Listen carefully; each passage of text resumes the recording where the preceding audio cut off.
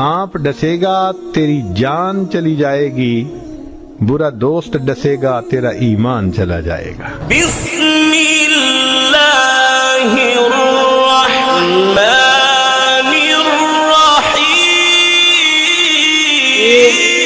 इस दुनिया में नहीं थे तो सारा निजाम रुक गया था, जब वो यहाँ नहीं थे तो सारा निजाम रुक गया था।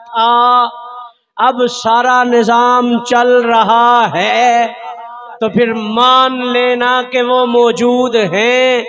फिर मुझे कहने दे, जो वो न थे तो कुछ न था, जो वो न थे तो कुछ न था, जो वो न हो तो कुछ न हो।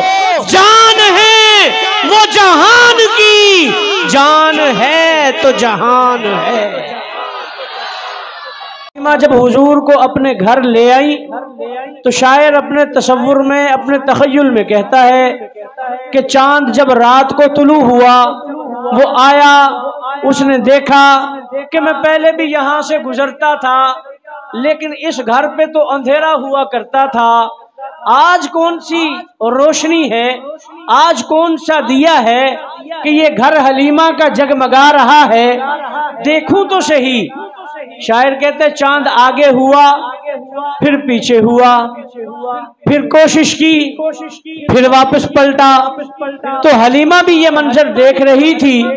अब शायर का अपना शायराना तखय्युल, वो कहते हैं हलीमा ने चांद को मुखातिब किया और कहा, ए चांद तुझको क्या हुआ, तू घड़ी घड़ी आता जाता क्यों है, इतनी बेचैनियां क्या है आखिर, तू इतने चक्कर लगाता क्यों है, उठा दूं अगर मैं नकाबे अहमद, तू अपना चेहरा छुपाता क्यों है, हुस्ने अहमद से अगर नादिम है तू, फिर हमारी हवेली पे आता क्यों है।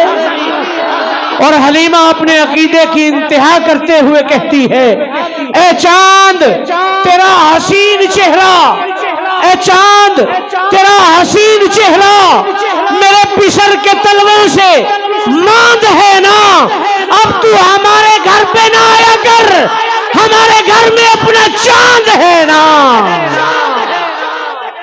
जब मशरिक की गोद से सूरज अपने सर पे किरणों का ताज सजा के तुलू होता है, वो मंजर कितना हसीन होता है।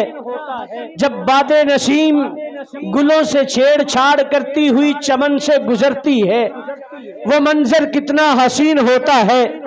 जब बासरा नवाज चमनस्तानों में तितलियां रक्स करती हैं, वो मंजर कितना हसीन होता है। जब तोतों की डारें सरे शाम अपने बसेरों की जानिब सहर अंगेज परवाज करती है, वो मंजर कितना हसीन होता है।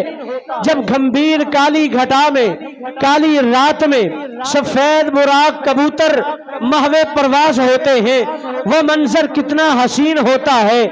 जब चांद सितारों के झुरमट में अपनी महफिल सजाता है, वो मंजर कितना हसीन होता है। जब हुदी खां के नगमों से मशहूर होकर ऊंटों का काफिला दीवाना वार दौड़ता है, वो मंजर कितना हसीन होता है।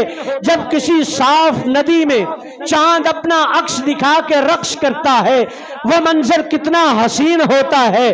जब बादे नसीम गुलों से छेड़छाड़ करती हुई चमन से गुजरती है, वो मंजर कितना हसीन होता है।